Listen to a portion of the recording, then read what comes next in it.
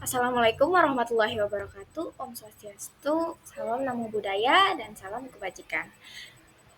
Perkenalkan, nama saya Nurul Bahira Rifai dengan NIM 230951177 dari kelas E. Pada kesempatan kali ini saya akan menjelaskan mengenai biometra pada kucing akibat infeksi E. coli. Video ini dibuat untuk memenuhi tugas ilmu penyakit bakteri dan jamur serta untuk meningkatkan pengetahuan mengenai infeksi Escherichia coli. Selamat menonton! Dimulai dari latar belakang kasus berikut, ada seorang klien yang mengantarkan pasien kucing domestik betina bernama Buki yang berusia 1,5 tahun ke klinik. Pemilik kucing menjelaskan keluhan adanya cairan berbau busuk yang keluar dari vagina. Buki ini tidak nafsu makan serta lesu, dan setelah dilihat juga perutnya itu sedikit membesar. Berdasarkan anamnesis dan juga gejala klinis, dokter mendiagnosis kucing mengalami biometra terbuka dan harus dilakukan tindakan ovariohisterektomi. Berikut adalah gambar kondisi uterus Boki saat prosedur ovariohisterektomi yang membengkak dan terisi nanah. Biometra merupakan penyakit yang gejalanya adalah akumulasi nanah pada uterus. Biometra ini ada dua jenis, yaitu biometra tertutup yang ditandai dengan tidak ada lelehan nanah keluar dari vagina, dan juga biometra terbuka yang ditandai dengan adanya lelehan nanah yang keluar dari vagina karena serviks terbuka. E. coli merupakan bakteri yang paling umum menginfeksi pada kasus biometra, yaitu sekitar 58-88%. Bakteri anaerob lainnya seperti Staphylococcus, Streptococcus, Pasteurella, serta Klebsiella juga dapat menyebabkan biometra. Escherichia coli sendiri merupakan bakteri gram negatif yang berbentuk batang seperti pada gambar dan juga mampu memfermentasi gula. Escherichia coli merupakan bakteri fakultatif anaerob dan merupakan flora normal di usus hewan dan paling banyak ditemukan di usus besar. Umumnya bakteri ini komensal, tetapi ada beberapa strain yang patogen. Untuk mengidentifikasi Escherichia coli dapat dilakukan dengan mengambil sampel secara aseptik dengan swab bagian yang diduga terinfeksi, contohnya pada nanah yang dikeluarkan melalui vagina pada kasus biometra atau endometriumnya, atau mungkin di bagian kranial dari vagina itu juga bisa. Kemudian setelah itu dilakukan polymerase chain reaction atau PCR. Ini merupakan uji yang paling efektif dan juga cepat karena DNA-nya Escherichia coli kan khusus seperti itu. Kemudian bisa juga dilakukan dengan inokulasi pada media seperti EMBA yang akan menunjukkan koloni bakteri E. coli berwarna hijau metalik, atau Meconium agar yang menunjukkan bakteri E. coli berwarna pink, serta uji gula-gula dan uji biokimia lainnya. Patogenesis biometra sendiri belum sepenuhnya dipahami, tetapi yang jelas melibatkan hormon serta infeksi bakteri. Biometra sering terjadi pada hewan di atas usia 6 tahun, tapi bisa juga terjadi pada hewan muda karena pengaruh hormonal. Kejadian biometra ini bisa dilihat 4-10 minggu setelah masa estrus dengan resiko tertinggi 8 minggu karena normalnya corpus luteum menghasilkan progesteron antara 9-12 minggu pasca ovulasi. Mekanisme dari proses hormonalnya yaitu ketika ovulasi, maka corpus luteum yang adalah sisa folikel di ovarium akan mensekresikan hormon progesteron sehingga dinding uterus atau endometrium mengalami penebalan. Jika siklus ini terjadi terus-menerus dan hewan ini tidak hamil dan paparan progesteron ini berulang-ulang, maka dapat terbentuk kista.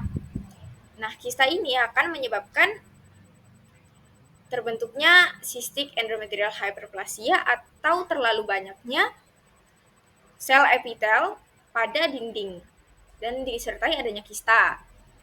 Nah, ini menyebabkan ovarium mensekresikan banyak mukus ke uterus yang akhirnya menumpuk dan menjadi lingkungan yang cocok untuk pertumbuhan bakteri E. coli. Selain itu, pengaruh hormon juga dapat menyebabkan serviks terbuka. Nah, dua kondisi ini, terbukanya serviks dan juga cystic endometrial hyperplasia dapat menyebabkan bakteri E. coli patogenik naik ke uterus melalui vagina, kemudian berkembang biak di sana dan hidup jika kondisi lingkungannya itu sesuai.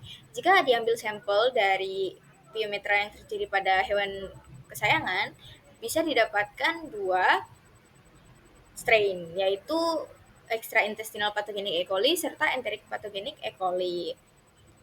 Ditambah dengan faktor virulensinya menyebabkan infeksinya ini dapat terjadi. Faktor virulensi dari Escherichia coli ini ada beberapa strain yang mampu membentuk biofilm untuk melindungi bakteri dari lingkungan serta melindungi bakteri dari pengaruh antibiotika, sehingga beberapa bakteri E. coli ini resisten terhadap banyak antibiotik. Kemudian adanya Sadrover system yang membantu bakteri E. coli melokasikan atau mencari zat besi sehingga membantu proses metabolismenya. Selain itu ada juga beberapa pathotype atau strain yang memiliki gen untuk memproduksi increased serum survive protein atau ISS protein yang membentuk kapsul kuat sehingga bisa melindungi bakteri E. coli dari sistem imun host pest-nya. Penanganan piometra pada kucing boki ini yang pertama infus intravena dengan pemberian Gringer laktat melalui vena cephalika untuk membuat kondisinya itu stabil dan mencegah dehidrasi. Kemudian saat kondisinya stabil dan aman untuk dilakukan tindakan selanjutnya akan dilakukan ovariohysterektomi, yaitu pengangkatan ovarium dan rahim. Ini merupakan prosedur paling efektif untuk mengobati piometra karena sumber infeksi dan bakterinya dihilangkan dan mencegah kekambuhan. Ini pada kasus boki, insisi ini dilakukan 2 cm dari caudal umbilicus, di insisi sekitar 5 cm hingga linea albanya itu terlihat. Kemudian linea alba juga diinsisi dan diangkat untuk eksplorasi rongga abdomen dan mencari cornouteri. Nanti setelah cornouteri ditemukan bisa diligasi pembuluh darah yang pembuluh darah menuju ovarium maupun uterus, kemudian diangkat ovarium dan uterusnya. Selanjutnya, pada masa penyembuhan akan diberikan antibiotika. Pada kasus boki diberikan salbutamol sulfat 0,1% dan juga pemberian antibiotik intravena dan secara oral juga. Ini bisa berbeda-beda tergantung dokter yang melakukan dan juga resistensi patogen terhadap antibiotika. Pencegahan yang paling utama adalah dengan mensteril kucing betina segera setelah dapat dilakukan. Misalnya sejak usia 4-6 bulan tergantung kondisi kucing. Berikut adalah daftar pustaka yang saya gunakan untuk menyusun video ini. Di antaranya ada 6 yang dapat dilihat di layar berikut. Terima kasih atas waktu yang telah diberikan untuk menonton video ini. Semoga bisa memberikan manfaat, kritik, dan saran senantiasa saya harapkan untuk dapat meningkatkan pengetahuan serta video ini, serta mohon maaf apabila ada kesalahan dalam kata dan perbuatan. Terima kasih.